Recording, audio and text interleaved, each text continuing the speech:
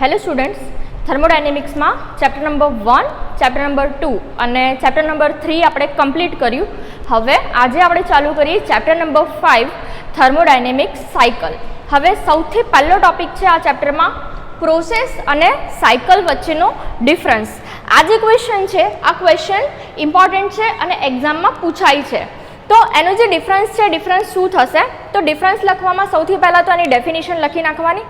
Process શું છે, પ્રોસેસની definition શું થાય છે અને સાયકલની ડેફિનેશન શું થાય છે તમે આગળ ઓલરેડી ભણી ગયા છો. ફરીથી રિપીટ કરી દઉં તો પ્રોસેસ કોને કહેવાય? તો સિસ્ટમ જે છે એ સિસ્ટમ એક ફેઝમાંથી જ્યારે બીજા ફેઝમાં કન્વર્ટ થાય છે તો એને શું કહેવાય છે?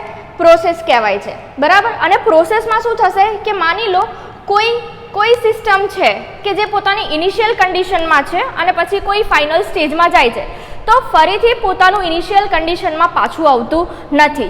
તો આ શું થયું? પ્રોસેસ થઈ. જ્યારે સાયકલ છે એ સાયકલમાં શું થશે?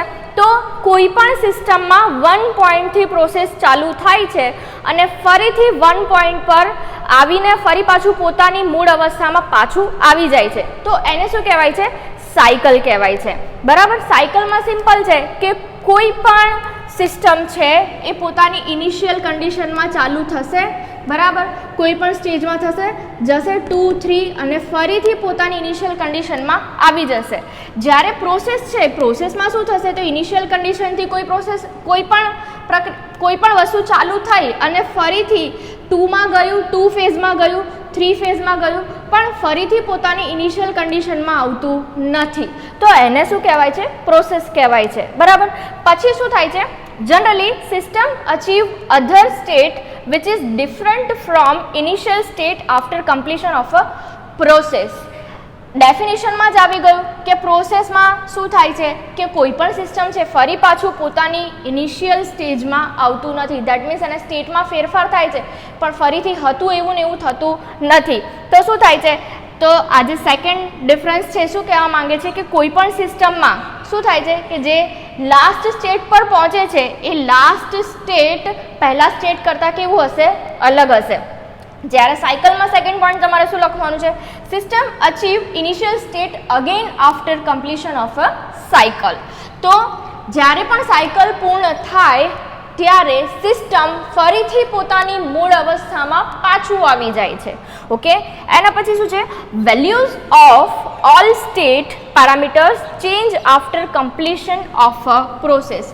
પ્રક્રિયા પૂર્ણ થઈ ગયા પછી જે સિસ્ટમના સ્ટેટની જે કિંમત છે એ શું થાય છે? બદલાઈ જાય છે. Okay. Then values of all state parameters of the system do not change after completion of cycle. કોઈ પણ સાયકલ પૂર્ણ થઈ ગયા પછી જે પણ શું કહેવાય સ્ટેટની જે વેલ્યુ છે કોઈ પણ સિસ્ટમ છે સિસ્ટમના ફેઝની જે વેલ્યુ છે કિંમત છે એ કેવી રહે છે? કોન્સ્ટન્ટ રહે છે. મતલબ કોન્સ્ટન્ટ નહીં, એની વેલ્યુ જે છે એ વેલ્યુ ચેન્જ થતી નથી. કેમ ચેન્જ થતી નથી? કેમ કે જે સિસ્ટમ છે ફરીથી પોતાની ઇનિશિયલ કન્ડિશનમાં પાછું આવે છે એટલા માટે. Then there should be minimum 2 equilibrium state in a process. કોઈ પણ પ્રક્રિયા થઈ એવું ક્યારે કહેવાય કે જ્યારે એમાં કોઈ પણ મિનિમમ 2 ઇક્વિલિબ્રિયમ સ્ટેટ રહેલા હોવા જોઈએ. Then cycle. there should be minimum 2 process in a cycle. Cycle થઈ એવું ક્યારે કહેવાય? જ્યારે એમાં 2 પ્રોસેસ થતી હોય ત્યારે. આમાં શું થશે? 2 પ્રોસેસ થાય ત્યારે સાયકલ થઈ એવું કહેવાશે. પછી આમાં શું છે કે કોઈ પણ જે સિસ્ટમ છે એ સિસ્ટમમાં 2 ઇક્વિલિબ્રિયમ સ્ટેટ એટલે કે ફેઝ 2 ઇક્વિલિબ્રિયમ સ્ટેટમાં હોય તો એ પ્રોસેસ થઈ એવું કહેવાશે. કોઈ પણ પ્રોસેસ છે એને કઈ રીતે દર્શાવાય છે? તો જો આ 1 થી 2 આ શું છે? કોન્સ્ટન્ટ પ્રેશર પ્રોસેસ દર્શાવે છે. જ્યારે આ શું બતાવે છે? સાયકલ બતાવે છે. 1, 2, 3, 4 એન્ડ અગેન 1. મતલબ કોઈ પણ સિસ્ટમ જે છે એમાં 1 પ્રોસેસ થઈ, 1 થી 2 થઈ, 2 થી 3, 3 થી 4 એન્ડ 4 થી 1 અને ફરીથી પોતાની મૂળ અવસ્થામાં પાછું આવ્યું. તો આ શું દર્શાવે છે? સાયકલ દર્શાવે છે. બરાબર. હવે પ્રોસેસના આપણે એક્ઝામ્પલ જોઈએ તો 3rd નંબરના ચેપ્ટરમાં તમે લોકો ભણી ગયા છો constant pressure process, constant temperature, constant volume okay. Then adiabatic process છે, પોલિટોપિક પ્રોસેસ છે. તો આ બધું શું છે? પ્રોસેસ દર્શાવે છે. દેન સાયકલ શું છે? તો આ ચેપ્ટરમાં તમે ભણશો કાર્નોટ સાયકલ છે, ડીઝલ સાયકલ છે, ડ્યુઅલ સાયકલ છે. તો આ બધી શું છે? સાયકલ દર્શાવે છે. તો આ છે પ્રોસેસ અને સાયકલનો તફાવત, અને આ જે ક્વેશ્ચન છે એ ઇમ્પોર્ટન્ટ છે. અને હવે તમારે કયો ક્વેશ્ચન મને લખીને બતાવવાનો છે? તો તમારે પ્રોસેસની ડેફિનેશન શું છે એ લખવાનું છે, એન્ડ સેકન્ડ છે સાયકલની ડેફિનેશન તમારે લખવાની છે. બરાબર. તમારો જે ક્વેશ્ચન છે, તમારો ક્વેશ્ચન શું બનશે? Define process and cycle. આ છે તમારો ક્વેશ્ચન નંબર 1. ઓકે. હવે આપણે જોઈએ classification of thermodynamic cycle. Thermodynamic સાયકલને કેટલી રીતે ક્લાસિફાય કરી શકાય છે? તો મેઇનલી 4 પ્રકાર છે. સૌથી પહેલું છે according to power, then after according to phase of working medium, then after according to circulation of working medium, અને એના પછી છે અકોર્ડિંગ ટુ રિવર્સિબિલિટી.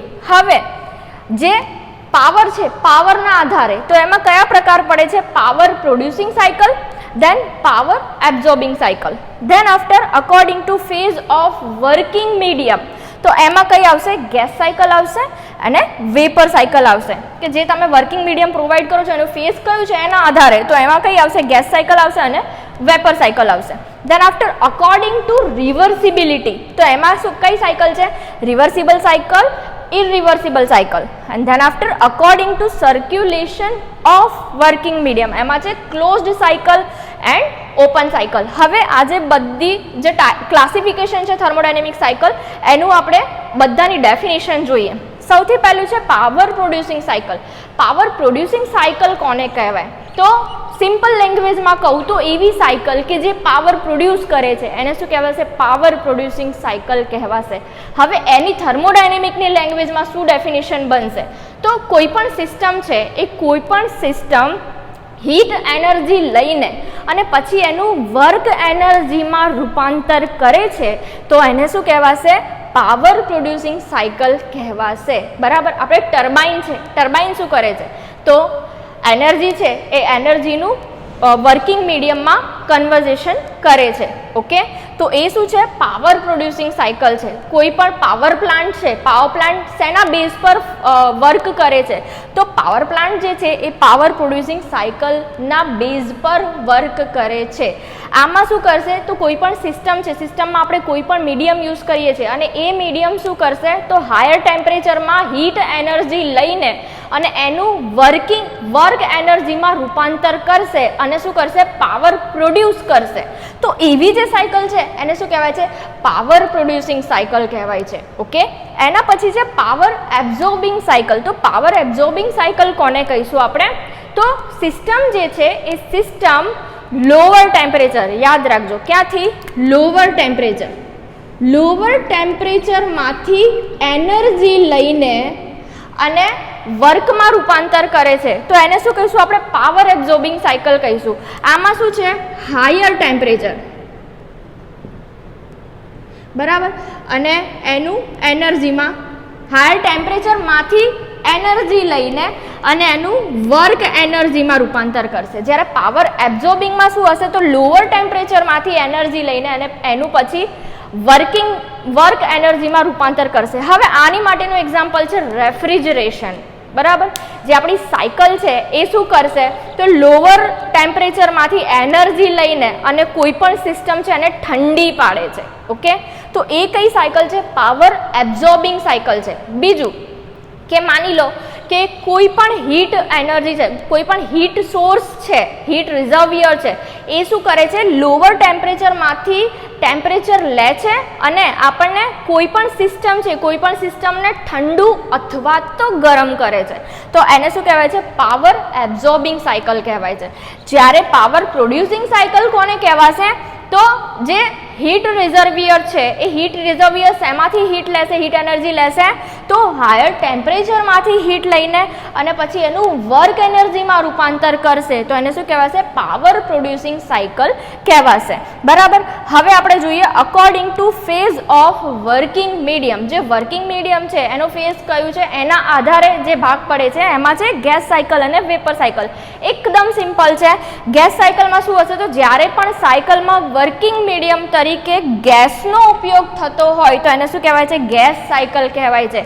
અને વેપર સાયકલ કોને કહેવાય છે તો જ્યારે પણ જે સાયકલમાં વર્કિંગ મીડિયમ યુઝ થાય છે અને એ વર્કિંગ મીડિયમ પાર્શિયલી ગેસ ફોર્મમાં હોય, બરાબર, અને કન્ડેન્સ થઈને અને એનું પછી લિક્વિડમાં રૂપાંતર થઈ જતું હોય તો એવી જે સાયકલ છે એને કઈ સાયકલ કહેવાય છે, વેપર સાયકલ કહેવાય છે. મતલબ કે આપણું જે વર્કિંગ મીડિયમ છે એ ગેસ અને લિક્વિડ બંને ફેઝમાં હશે. બરાબર. ગેસ સાયકલમાં શું હશે તો ફક્ત અને ફક્ત જે વર્કિંગ મીડિયમ છે એ વર્કિંગ મીડિયમ કયા ફોર્મમાં હશે, ગેસ ફોર્મમાં હશે. બરાબર. જેમ કે હવા છે, હવાનો આપણે યુઝ કરીએ છીએ તો એ ગેસ સાયકલ થશે. જ્યારે વેપર સાયકલ શું થશે તો આપણે વર્કિંગ મીડિયમ તરીકે ગેસનો ઉપયોગ કરીએ છીએ પણ એનું કન્ડેન્સેશન થઈને અને પછી લિક્વિડમાં એ કન્વર્ઝેશન થઈ શકે છે તો એ શું છે, વેપર સાયકલ છે. બરાબર. સ્ટીમનો યુઝ કરીને અને કોઈ પણ સાયકલ ચલાવીએ, સાયકલમાં સ્ટીમનો યુઝ થતો હોય તો એ શું છે, વેપર સાયકલ તમે એને કહી શકો. ઓકે.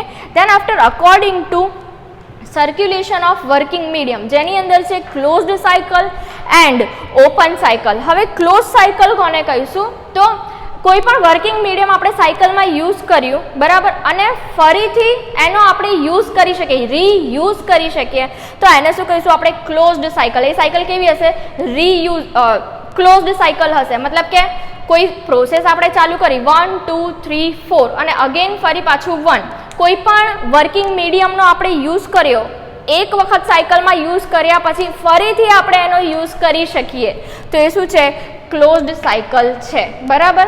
એના પછી છે ઓપન સાયકલ.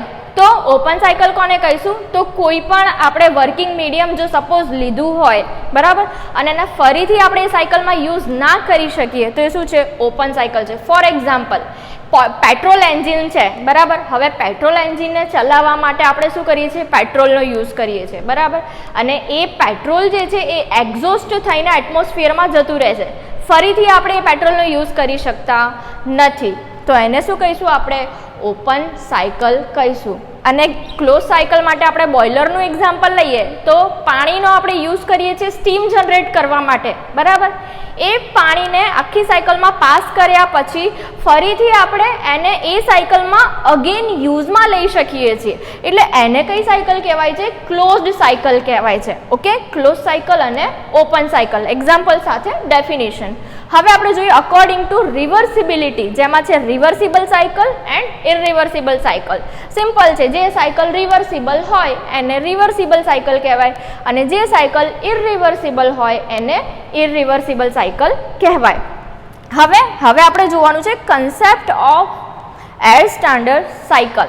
હવે એર સ્ટાન્ડર્ડ સાયકલનો કન્સેપ્ટ શું છે તો કોઈ પણ સાયકલ જે છે એમાં મીડિયમ તરીકે ગેસનો ઉપયોગ થાય છે તો એની એફિશિયન્સી મેઝર કરવી હોય, બરાબર, તો એનું એનાલિસિસ કરવું પડે. તો આ જે સાયકલનું એનાલિસિસ છે એને શું કહેવાય છે, concept of air standard cycle. Definition પૂછાતી નથી બટ તમારા સમજણ માટે છે. હવે આ જે પોઈન્ટ્સ લખ્યા છે એ શું છે, general assumption in air standard cycle. આ જે ક્વેશ્ચન છે આ ક્વેશ્ચન ઇમ્પોર્ટન્ટ છે. ઓકે. તો એમાં સૌથી પહેલું કયું અઝમ્પશન કરવામાં આવે છે, એર સ્ટાન્ડર્ડ સાયકલની ધારણાઓ ઇમ્પોર્ટન્ટ છે અને એક્ઝામમાં પૂછાય છે. સૌથી પહેલી ધારણા કઈ કરવામાં આવી છે, the working medium is air which behaves like an ideal gas. હવે કોઈ પણ સાયકલ છે, એર સ્ટાન્ડર્ડ સાયકલ છે, એમાં વર્કિંગ મીડિયમ તરીકે કોનો ઉપયોગ કરવામાં આવે છે, હવાનો ઉપયોગ કરવામાં આવ્યો છે જે શું છે, આઇડિયલ ગેસની જેમ વર્તે છે. આ પહેલું અઝમ્પશન થયું. Okay. Than after the amount of working medium remains constant. કોઈ પણ સાયકલમાં જે વર્કિંગ મીડિયમ છે એ વર્કિંગ મીડિયમનો જથ્થો કેવો રહે છે, અચળ રહે છે. આ સેકન્ડ અઝમ્પશન થયું. ધેન આફ્ટર થર્ડ અઝમ્પશન શું કહે છે, combustion process બિહેવ્સ like heat addition. જ્યારે કોઈ પણ સાયકલ રનિંગ છે બરાબર, તો એ સાયકલમાં જ્યારે પણ કમ્બશન થશે તો એ કમ્બશન શું છે? તો એ કમ્બશન હીટ એડિશન છે. એ સાયકલમાં હીટ એડ થાય છે. ઓકે, દેન નેક્સ્ટ એઝમ્પશન શું છે? Exhaust process બિહેવ્સ like heat rejection. તો જ્યારે પણ એ સાયકલમાં હીટ રિજેક્ટ થશે એનો મતલબ શું છે? તો એ સાયકલમાંથી હીટ રિજેક્ટ થઈ. જ્યારે પણ કમ્બશન પ્રોસેસ થશે, બટ ઓબ્વિયસ છે કોઈ પણ ફ્યુલનું આપણે દહન કરીએ, ફ્યુલને આપણે બર્ન કરીએ તો આપણને શું મળે છે? હીટ મળે છે. બરાબર, તો અહીંયા કમ્બશન પ્રોસેસ થાય સાયકલમાં. આપણે એન્જિન છે, એન્જિનને ચલાવો, એન્જિનમાં જે કમ્બશન થાય છે તો એના કારણે શું થાય છે? હીટ પ્રોડ્યુસ થાય છે. બરાબર, દેટ્સ વાય કમ્બશન પ્રોસેસ છે. કમ્બશન પ્રોસેસ કોના જેમ વર્તે છે? હીટ એડિશનની જેમ વર્તે છે. એટલે એમાં હીટ એડ થઈ એવું આપણે કહેવાનું છે.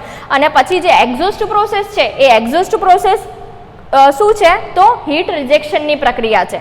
Then after specific heat remains constant. કોઈ પણ એર સ્ટાન્ડર્ડ સાયકલ છે જેની અંદર સ્પેસિફિક હીટ જે છે કેવી રહે છે? કોન્સ્ટન્ટ રહે છે. Then after all processes are reversible. કોઈ પણ એર સ્ટાન્ડર્ડ સાયકલ છે તો એર સ્ટાન્ડર્ડ સાયકલની બધી જ પ્રક્રિયાઓ કેવી છે? રિવર્સિબલ છે. તો આ 6 જે અઝમ્પશન છે, 6 ધારણાઓ છે, ઇમ્પોર્ટન્ટ છે અને તમારે યાદ રાખવાની છે. જો ફરીથી એકવાર કહી દઉં છું તમને શું યાદ રાખવાનું છે. સૌથી પહેલાં તો વર્કિંગ મીડિયમ તરીકે હવાનો ઉપયોગ કરીએ છીએ જે આઈડિયલ ગેસ તરીકે વર્તે છે. એના પછી શું છે? તો વર્કિંગ મીડિયમનું જે અમાઉન્ટ છે, જથ્થો છે, કેવો રહે છે? કોન્સ્ટન્ટ રહે છે. એના પછી કમ્બશન પ્રોસેસ છે. કમ્બશન પ્રોસેસ કોની જેમ વર્તે છે? તો હીટ એડિશનની પ્રક્રિયાની જેમ વર્તે છે. દેન એક્ઝોસ્ટ પ્રોસેસ થતી હોય તો એ સાયકલમાં શું થયું? હીટ રિજેક્ટ થયું એમ કહેવાશે. પછી સ્પેસિફિક હીટ છે, સાયકલમાં સ્પેસિફિક હીટ છે, સ્પેસિફિક હીટ કેવી રહેશે? કોન્સ્ટન્ટ રહેશે. અને જે એર સ્ટાન્ડર્ડ સાયકલ છે, એર સાયકલ છે, એ બધા જમાં જે પ્રક્રિયા થાય છે એ કેવી છે? રિવર્સિબલ પ્રક્રિયા છે. હવે તમારો આમાંથી ક્વેશ્ચન નંબર 2 શું થશે? તો ક્વેશ્ચન નંબર 2માં તમારે લખવાનું છે ગીવ classification of